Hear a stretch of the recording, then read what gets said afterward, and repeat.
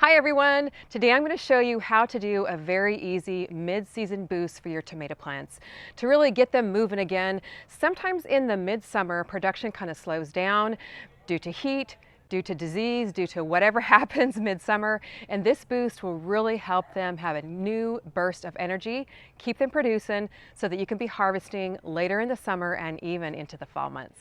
Camera Guy and I just returned from a week away visiting Gary at the Rusted Garden Homestead in Maryland. What an amazing trip we had. And you can go over and catch those videos for the tour, for the tomato harvest, and there's a lot more gardening coast to coast videos and a podcast coming soon. But the garden fared pretty well while we were gone. Now this plant right here in the wooden tower and the one right next to it are the ones I'm going to be doing the boost on today. But first off, I'm going to go in and harvest all of these delicious looking yellow, I believe they're called apple yellow tomatoes.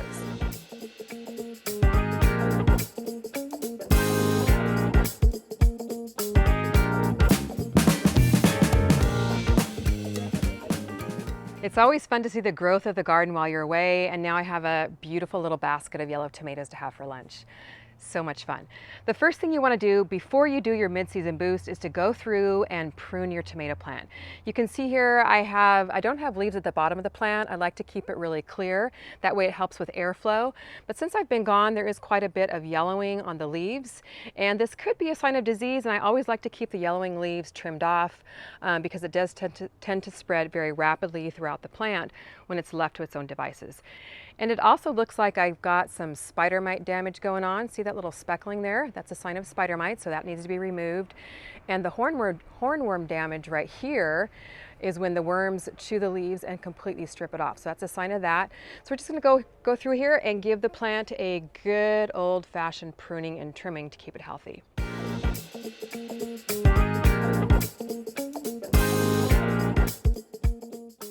And you also want to go through and trim off any dry or crispy leaves like this, probably just due to the heat.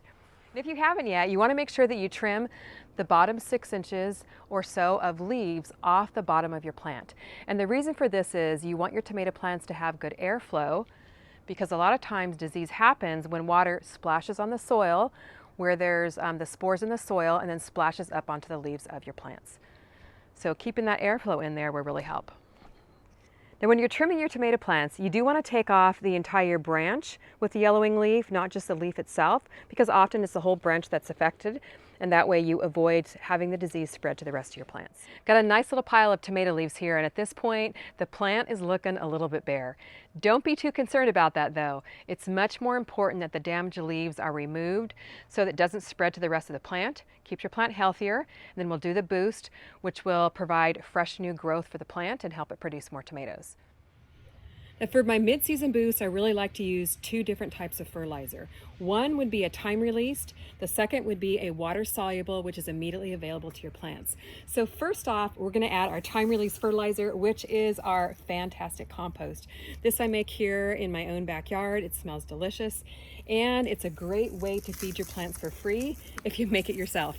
Who knew that soil could smell delicious, right? Well, this one does. So we're going to add that to the base of the plants to really help kick things off. Then I'm going to add a handful of the Vermistera worm castings. So you don't need to be really exact with your measurements here. But the worm castings are lower in the NPK, but they do provide a slow and steady growth to your plants.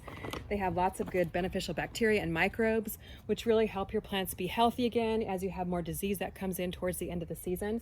So you put a handful of those at the base. And now I'm going to add a pelleted fertilizer, an organic pelleted fertilizer that is also higher in the NPK.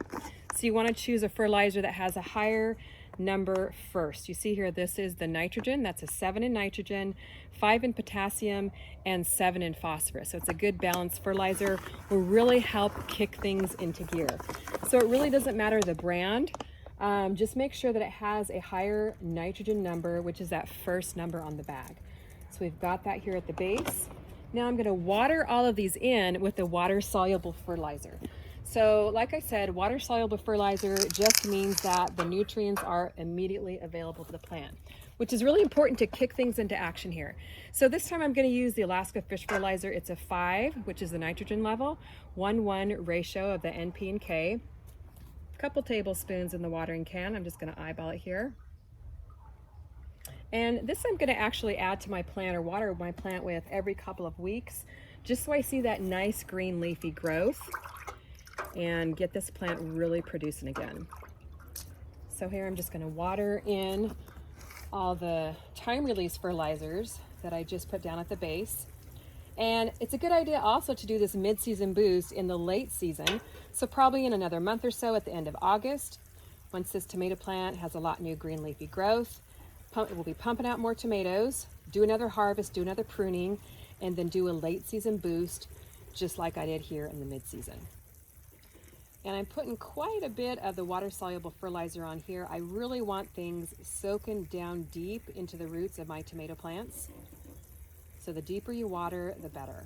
This mid-season boost can also be used on any other plant in your garden. So today, my job after being gone for a week is to go around and do this to all of my peppers, tomatoes, cucumbers, to really get things pumping out again.